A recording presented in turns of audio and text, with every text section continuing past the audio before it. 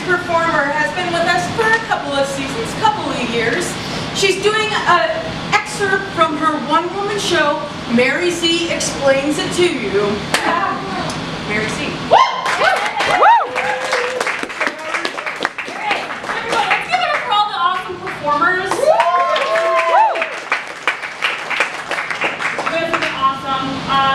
So a little bit about myself.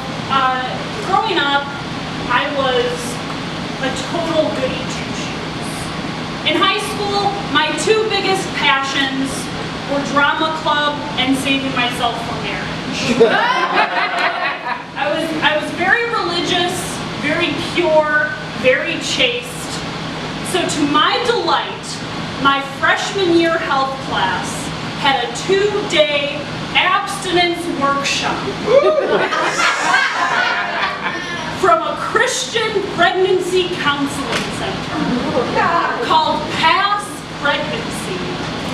That's spelled P-A-S-S pregnancy, as in if you repress all of your natural sexual urges, pregnancy will pass you by.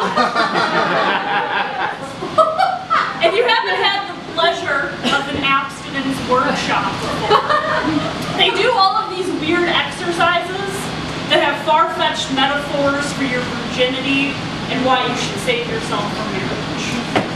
Exercise number 1, the tape metaphor, or as I like to refer to it now, sticky schlongs for Christ.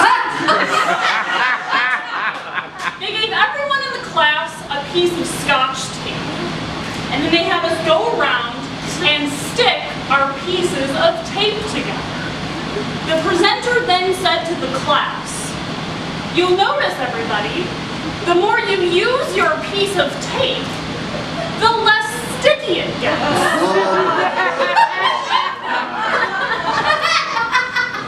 It becomes useless. And worthless. Just like if you have sex before marriage. Looking back on it, I don't think the presenter understood how genitals work. I think for a tape metaphor about sex to be accurate, the tape would have to get stickier. You'll notice, class, this tape is getting really good at sticking to things. This tape can stick to things much longer. This tape can confidently communicate its wants and desires with its partner. Tape!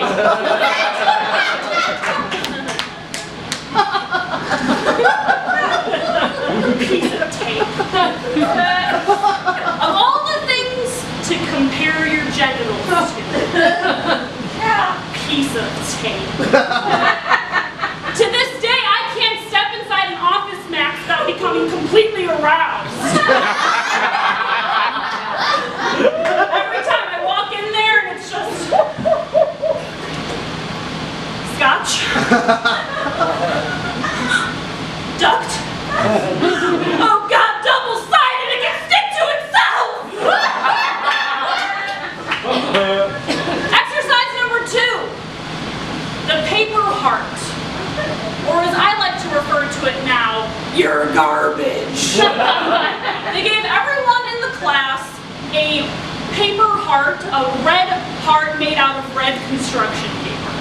Once again, the office supply theme ran very strong in this direction.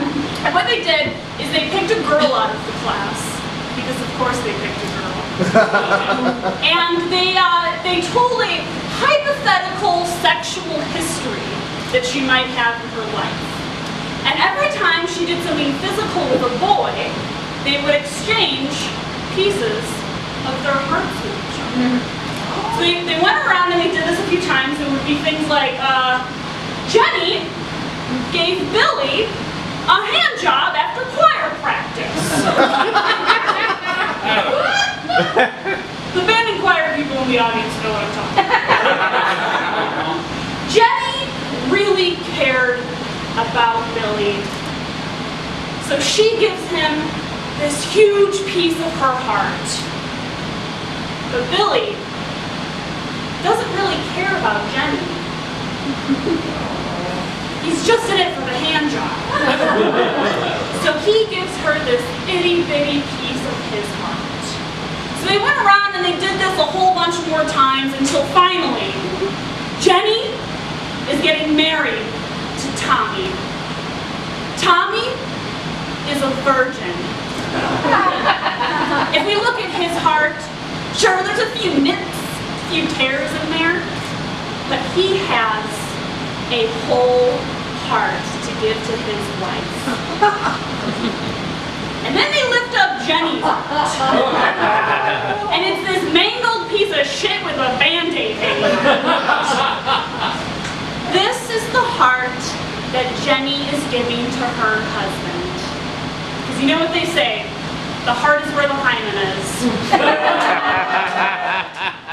Now, I should note that I was already on the abstinence bandwagon at this point. So these exercises that should have struck me as being batshit crazy only further proved my point that I should save myself for marriage. Like, I came out of this workshop and I was like, I'm giving my husband a whole paper heart. I'm giving my tape sticky for my husband.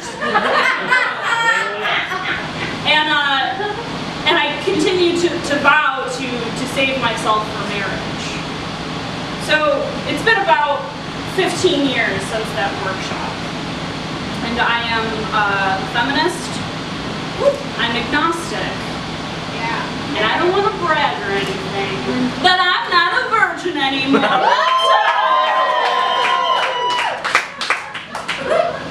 I do, even reflecting on these experiences, I do still think that abstinence is a valid choice. But that's the thing, is that it should be taught as a choice. It should be something that empowers people. It should be wrapped up with consent and self-worth. It should be something that builds you up, not something that makes you feel like you are a disgusting piece of office supply trash.